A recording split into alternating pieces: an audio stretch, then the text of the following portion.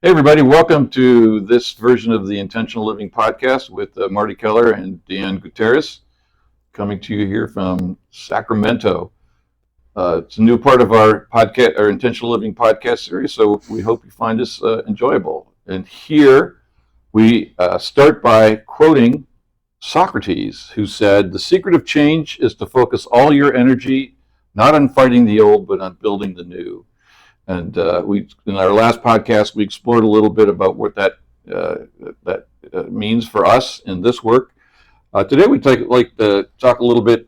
You might remember at the end of the podcast, you raised up the issue of what you called attachment, and that is something I'd like to ask you to elaborate on for people who may not know about attachment theory and psychology. Where are you coming from on that one? Well, attachment is a human instinct. You're born the most vulnerable creature on the planet. You have to attach to somebody to take care of you, and attachment is a need to be attached, to be taken care of.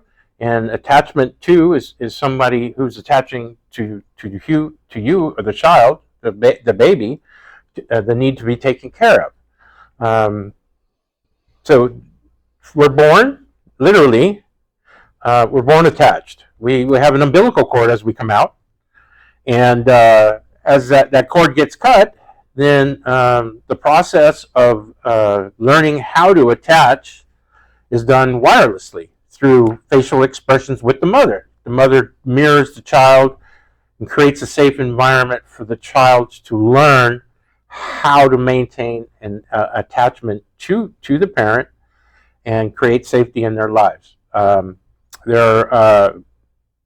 Each of us develops our own family of origin attachment style. Some of us have attachment confused with rejection,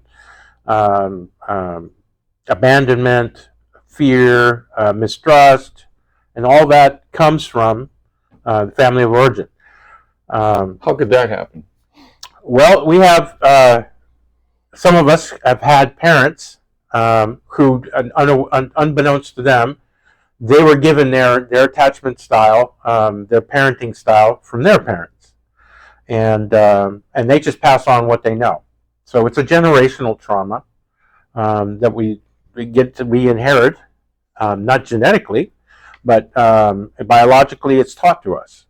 If I have an anxious mother, a mother who's constantly living in fear, she's insecure, her life is unstable, she mirrors that to me, and I pick it up as the child, and that's how what I confuse my attachment, a healthy attachment, or I won't even say healthy, I'll just say attachment. That becomes my human drive. I develop my attachment style based on my mirroring that I got and the family and the environment that I grew up in. So what you're saying is that when whatever that is we experience as infants from basically our moms, for most of us, that however she is as a general emotional state, we're just going to pick it up. Right. And that's it. And so you use the term style. So what you mean there, or tell me if I'm wrong, is that if mom has an anxious, like my mom had an anxious style. She told me about this after I grew up, that she was scared about raising a little baby. She didn't know what to do, and so I must have had that transmitted to me. Obviously, I couldn't think about it. I was just 2 weeks old when I came home, or 1 week old when I came home. So there it is. It's kind of being transmitted into us through this emotional energy, through the visual clues, right, the tactile clues that we're getting from how we're held, from how mom responds to us when we're hungry, when our diapers are full, or whatever. That's what you mean by style, right? And that's how it happens. It's natural, right? And there's nothing a little kid can do about it. No.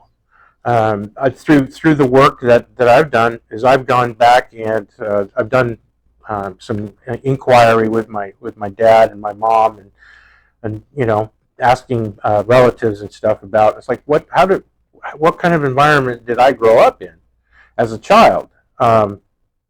I grew up with a mother who moved from Germany to the United States, got pregnant, and her husband was in the military, so he wasn't necessarily around all the time. So she's by herself, trying to, she's pregnant, so she's living in fear. She doesn't have any relatives around. So all this cortisol, she's lonely. She's lonely. Yeah. She's fearful. Yeah. Her life is upside down. She doesn't know. She's insecure. All these things get transmitted through to me. So I'm swimming in that milieu of cortisol, adrenaline, to name a few, and then I'm born.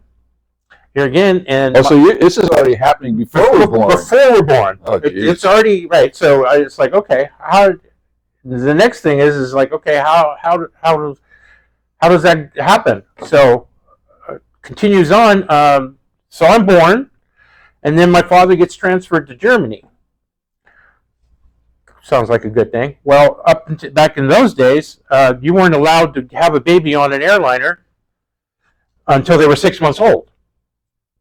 So my mother's living by herself with, and my dad's in Germany. She's raising a young child by herself. She's never had a kid before, so she doesn't speak the language very well. And her mom and they're all family aren't there to help her. There's nobody there to help her. Right. So I'm growing up in this high tension, fear, anxiety, chaos, not knowing from 1 minute to the next, no stability.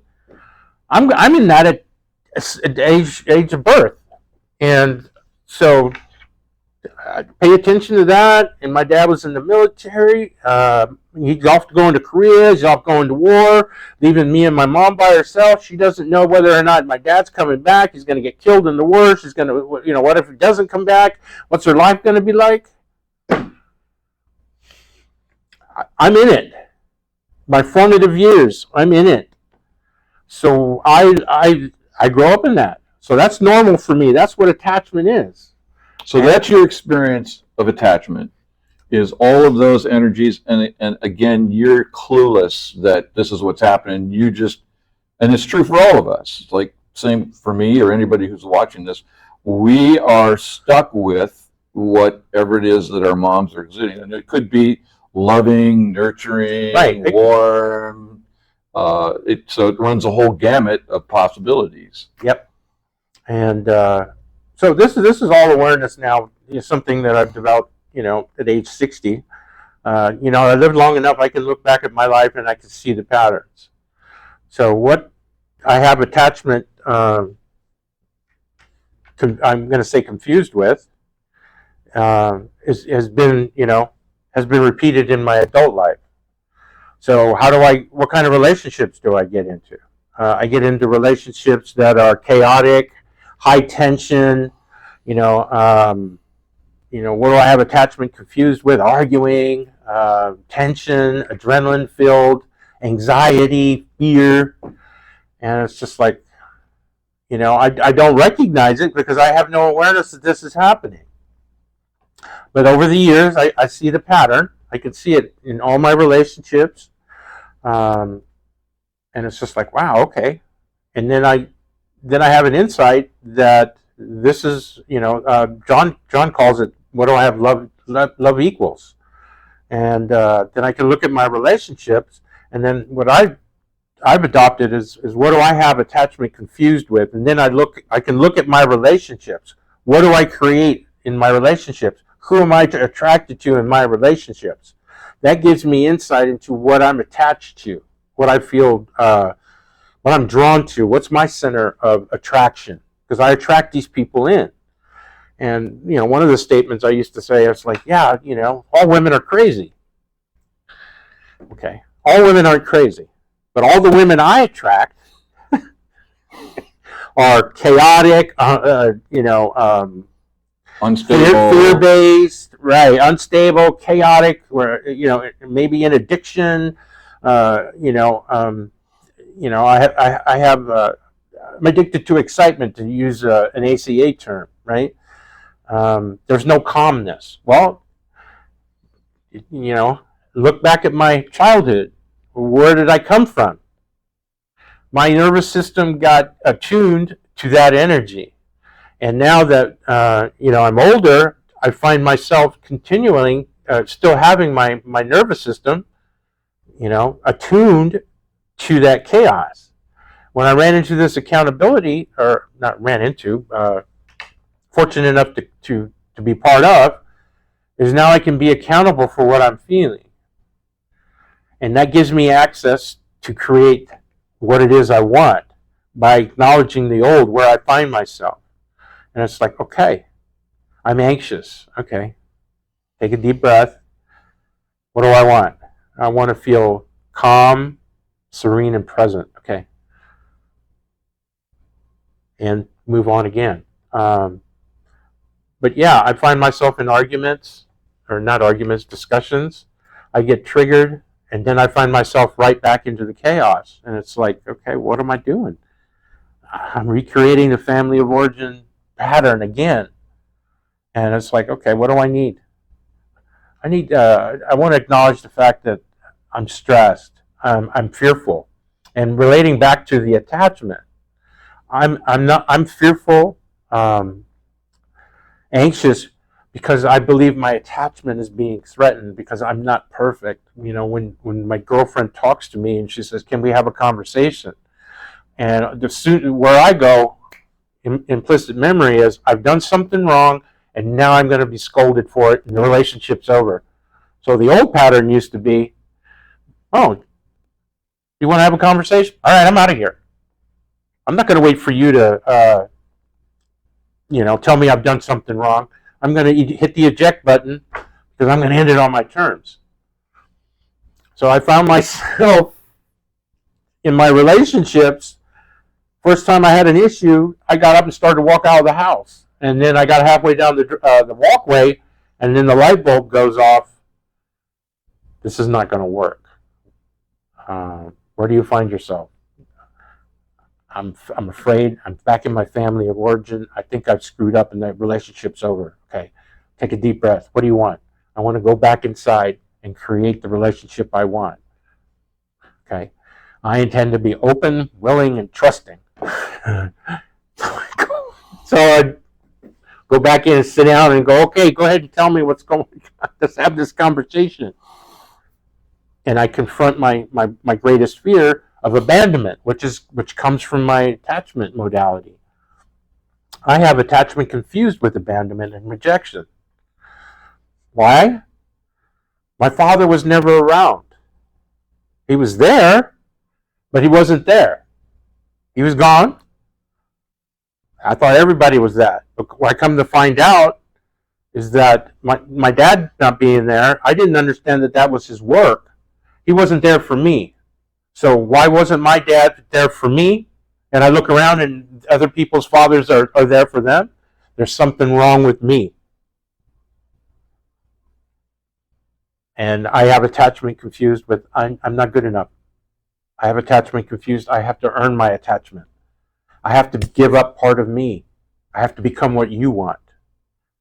I have to be that model son, quote unquote, the star athlete, the overachiever in school, the best marble player, the best football player, the best basketball player, the best baseball player. I have to make the all-stars, all in an attempt to maintain this attachment that I have no awareness of, that I'm trying to maintain or create with my parents or my father. And that explains my life. Well, as I'm listening to you, I'm just thinking about how insidious this is, because it all occurs before we have any conscious choice whatsoever. And so this reaction that you're talking about that shows up years later comes from this time of our lives when we're in this very formative molding period, and we're utterly helpless. You said that, and when human beings are among the most helpless creatures at birth on the planet.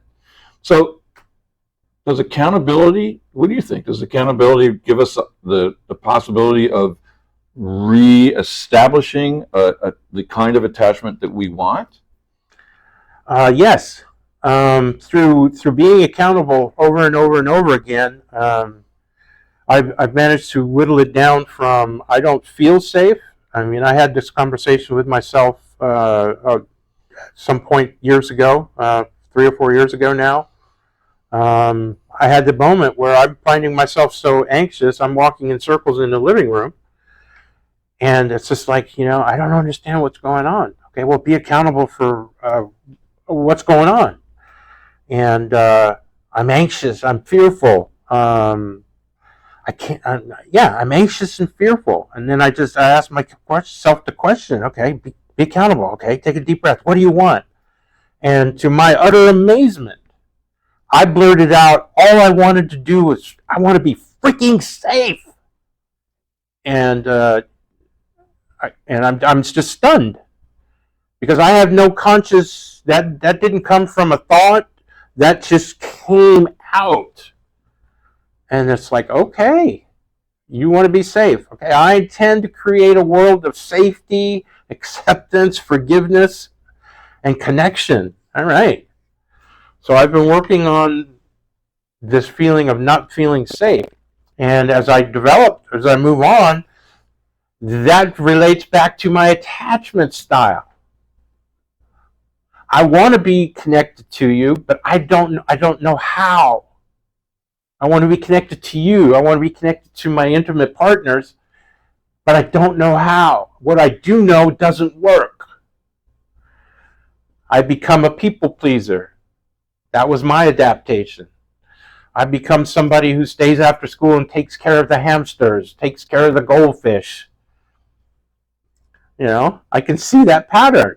I'm looking for validation. I'm looking for attachment.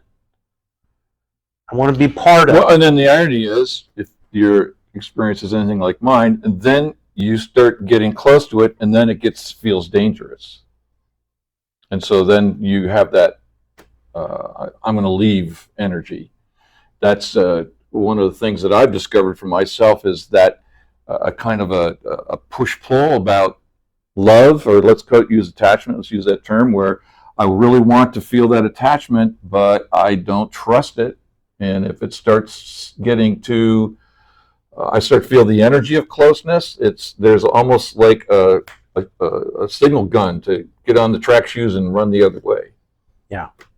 And so again, that's why I'm intrigued about the question of, I don't know if reprogramming is the right word, but to learn a different style of attachment that leads me toward what I really do want. Because I really do want that sense of safety and health in an attachment. Right. I really don't want the starting gun to fire, and I really don't want the adrenaline rush that says I got to get out of here. I want to have that energy that you had that said, I'm going to turn around, walk back up the driveway and go have the conversation rather than prevent it from happening.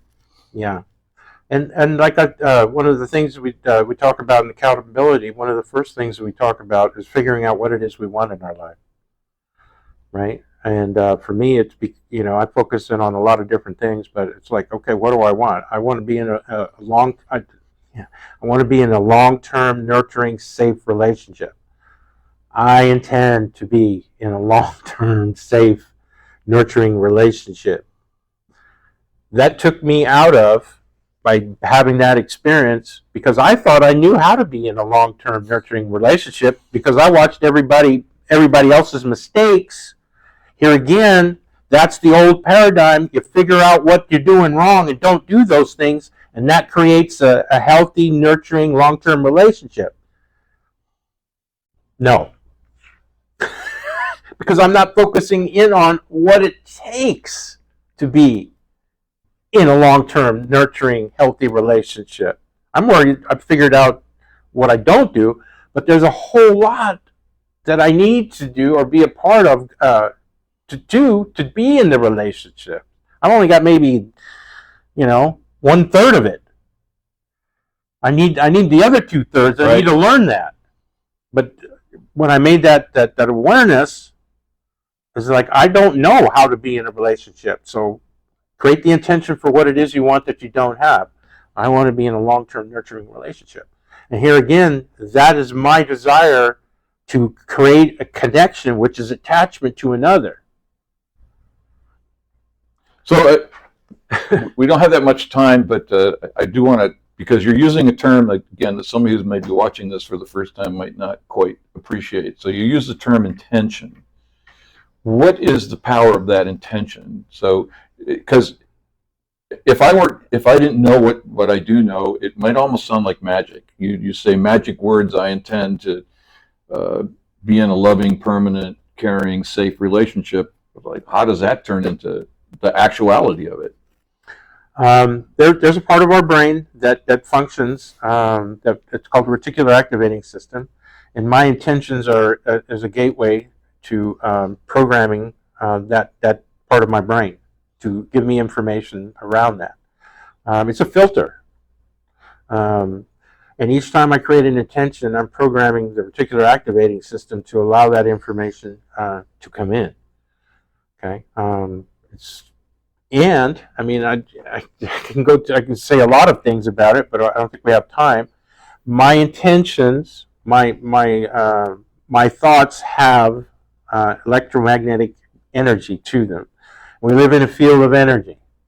So what I do know is that energy affects energy. Like attracts like. I harmonize with certain frequencies together that are matched to me. So by asking the universe, higher power, God, whatever you want to call it, I'm participating in creating my future. I'm accessing what's there. I'm asking the universe to support me. Something outside of me that I trust and believe is working for me. And by speaking it out loud, I validate my position to myself. I'm telling myself, this is where I've been and this is what I want. Let's focus on doing that. Let's focus on creating a healthy, nurturing, long-term relationship.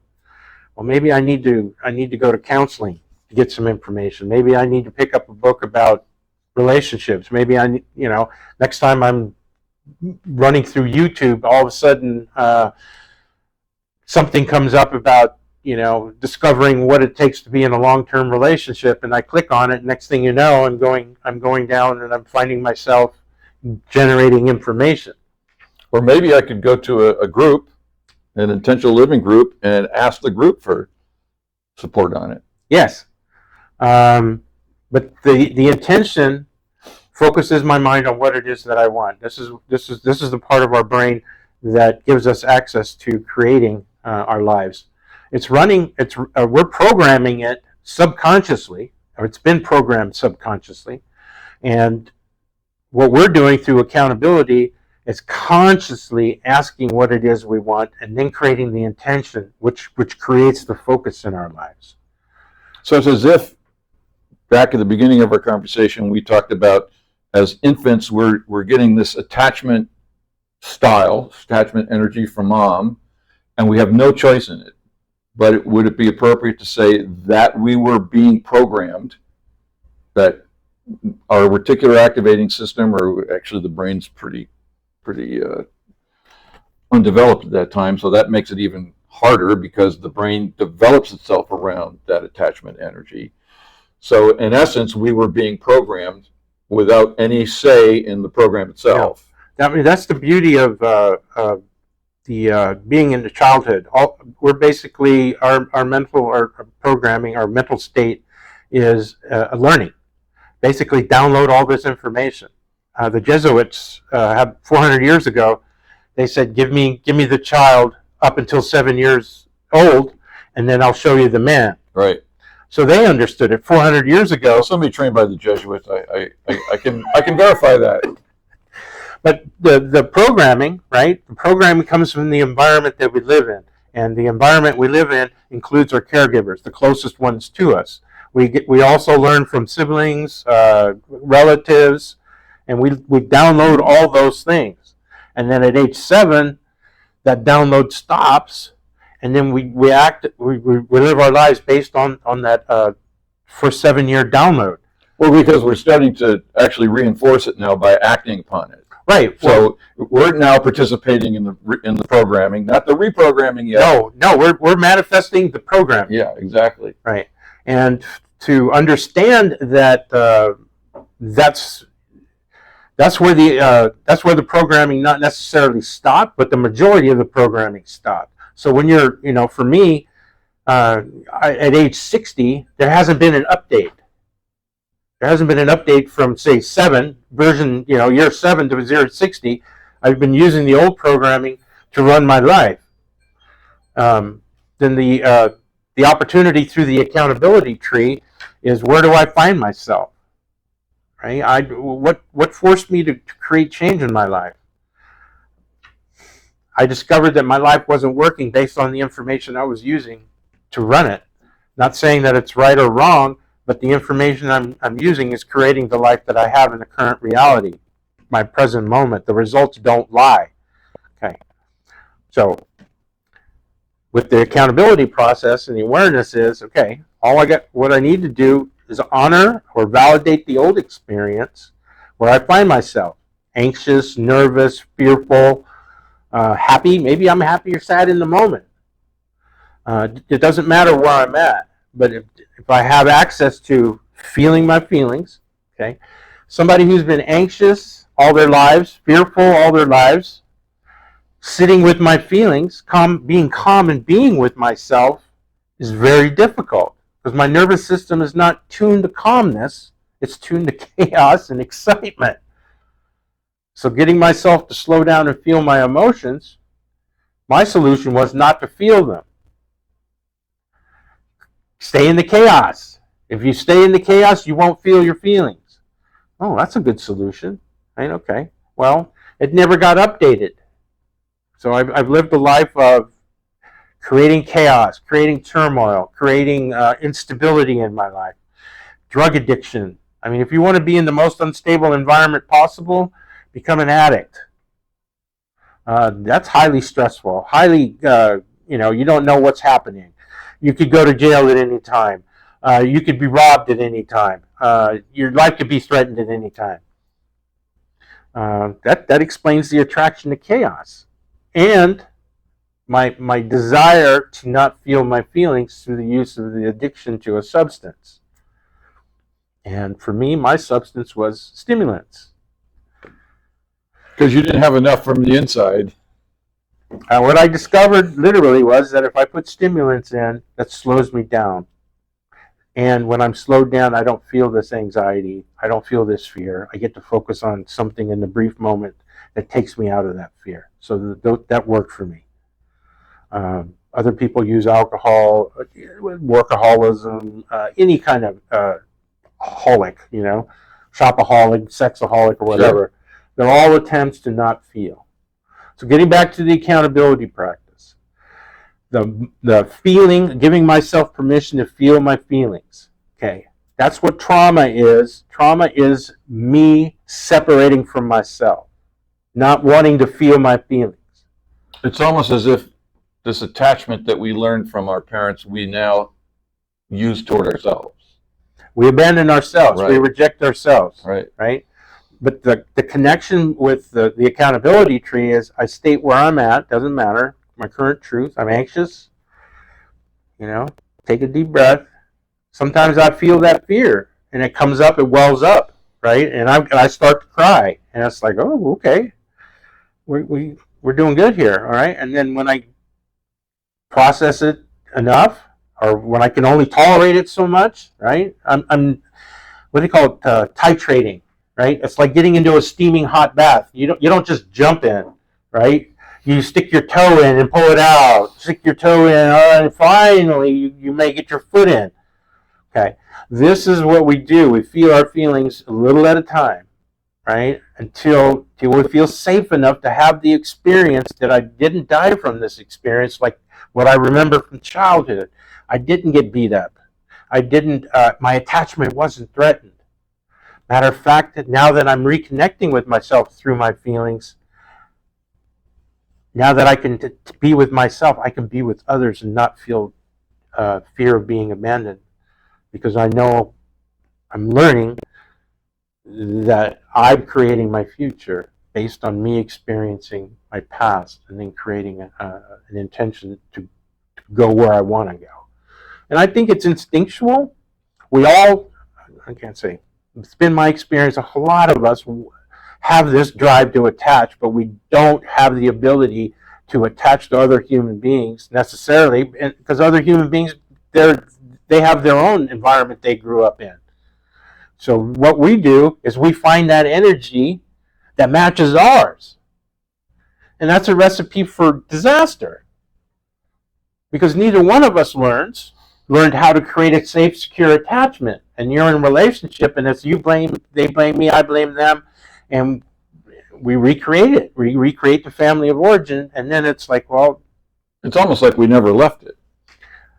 Because that's what the programming. That's the programming. Yeah. That's the energy I'm attracted to. That's why I say I have attachment confused with. Right. Right? And the word love is an adult thing. A little kid doesn't understand anything about love, but it knows what it gravitates to. Right.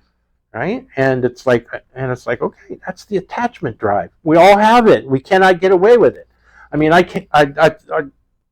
started thinking about it. We spend our lives, we're born attached with an umbilical cord, and then if given the right environment, we can learn how to connect wirelessly by somebody mirroring our states to us, so we co-regulate each other. If that happens, then we can move on to adulthood, and then we can mirror other people. We can create that safe attachment which human beings are longing for. But if we have attachment confused with chaos, rejection, and fear, we don't have that capacity. And then we go through life thinking, something wrong with me.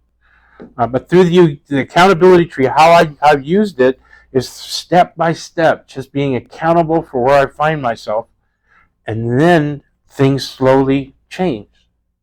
And I've, in my particular state right now, I'm more at ease and peaceful with myself than I've ever been.